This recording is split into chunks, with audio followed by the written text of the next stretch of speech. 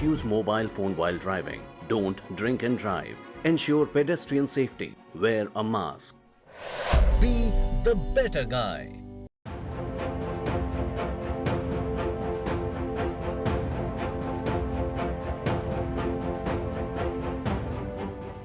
LAC पर चल रहे विवाद पर रूस का बड़ा बयान सामने आया है। रूस ने चेताते हुए कहा है कि भारत और चीन सीमा विवाद पर किसी तीसरे देश के हस्तक्षेप की जरूरत नहीं है और दोनों देश को साथ मिलकर शांतिपूर्वक बातचीत के जरिए सीमा विवाद को सुलझाना चाहिए।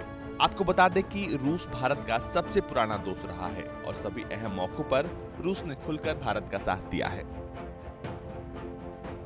चीन के साथ चले आ रहे सीमा विवाद को लेकर भी रूस ने भारत के पक्ष में ही बयान दिया और भारत के लिहाज से रूस का बयान काफी महत्वपूर्ण भी है। रूस की विदेश मंत्री ने भारत चीन सीमा विवाद को लेकर कहा है कि दोनों देशों को सीमा विवाद शांतिपूर्वक माहौल में सुलझाना चाहिए और रूस भारत चीन सीमा विवाद को बेहद करीब से देख रहा है।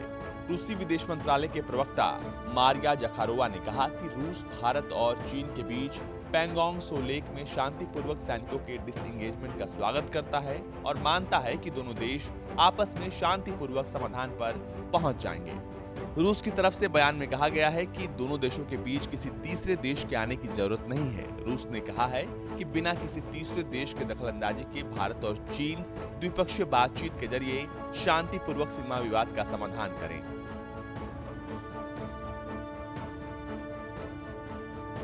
भारत और रूस के बीच काफी पुराना संबंध रहा है। रूस ने हर अंतर्राष्ट्रीय मुद्दे पर हर बार भारत का साथ दिया है। हालांकि पिछले कुछ सालों में भारत का झुकाव अमेरिका की तरफ हुआ था, पर रूस ने कभी भारत का साथ नहीं छोड़ा। भले ही रूस थोड़ा चीन के करीब आया, लेकिन फिर भी रूस ने अपने पुराने दोस्त भारत को कभी नहीं छोड़ा।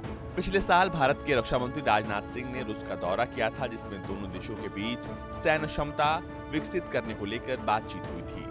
भारत और रूस के बीच S-400 मिसाइल डिफेंस सिस्टम को लेकर भी डील है, जिसकी आपूर्ति इस साल रूस की तरफ से होनी है। अमेरिका की मनाही और प्रतिबंध की धमकी के बाद भी भारत ने इस डील को रद्द नहीं किया और माना जा रहा है कि इस साल के अंत तक भारत को S-400 मिसाइल डिफेंस सिस्टम रूस से मिल जाएगा। S-400 डिफेंस सिस्टम बेहद खतरनाक डिफेंस सिस्टम है और इससे एक साथ 36 जगहों पर निशाना लगाया जा सकता है। चीन के पास ये डिफेंस सिस्टम पहले से ही है और उसे भी रूस ने ही दिया है, मगर उसके बाद भी चीन की नाराजगी मोल लेते हुए रूस ने भारत को यह डिफेंस सिस्टम दिया और अब एक बार फिर भारत को रूस का साथ मिला है।